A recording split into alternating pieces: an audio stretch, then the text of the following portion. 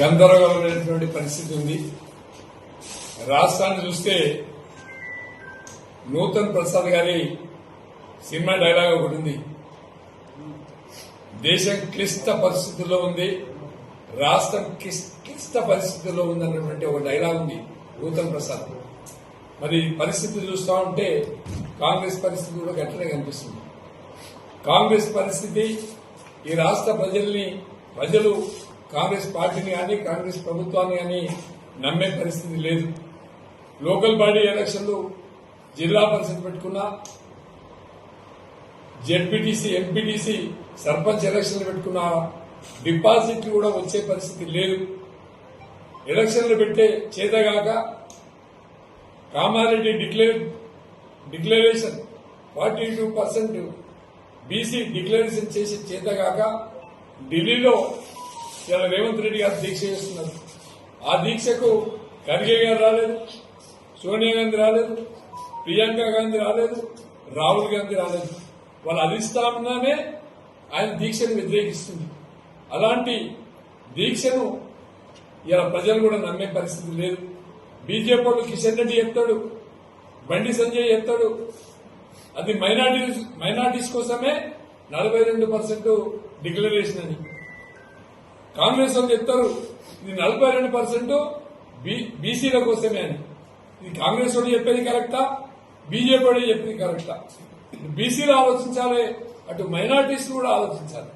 ఎవరి కోసం ఈ బీసీల మీద మాట్లాడుతున్నారు అంటే రాజకీయ పబ్బం గడుపుకోవడానికి, రాజకీయంగా నిలదొక్కుకోవడానికి, వాళ్ళ యొక్క వైఫల్యాన్ని కప్పిపుచ్చుకోవడానికి వాళ్ళు ఇచ్చినటువంటి హామీలు 6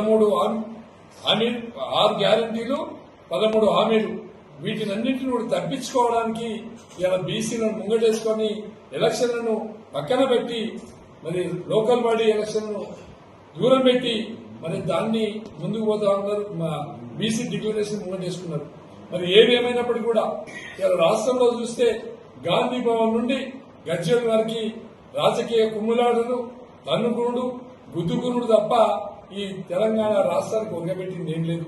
గజ్వేల్లో కేసీఆర్ గారు ఒక మల్లన్న సాగర్ నిర్మాణం చేస్తే, ఒక కొండపోచమ్మ సాగర్ నిర్మాణం చేస్తే వాటి కింద ఉన్నటువంటి కెనాల్స్, సంగారెడ్డి కెనాల్ గాని, అదేవిధంగా సింగూర్ కెనాల్ గాని, లోకల్లో ఉన్నటువంటి బందారం కెనాల్ ఉంది, లోకల్లో జగదేపూర్ మున్గల్ప కెనాల్ ఉంది, లోకల్లో సింగాటం బూరుపల్లి అలా కొల్తూరు వరకు అనాజ్పురం వరకు ఉన్నటువంటి కెనాల్ ఉంది.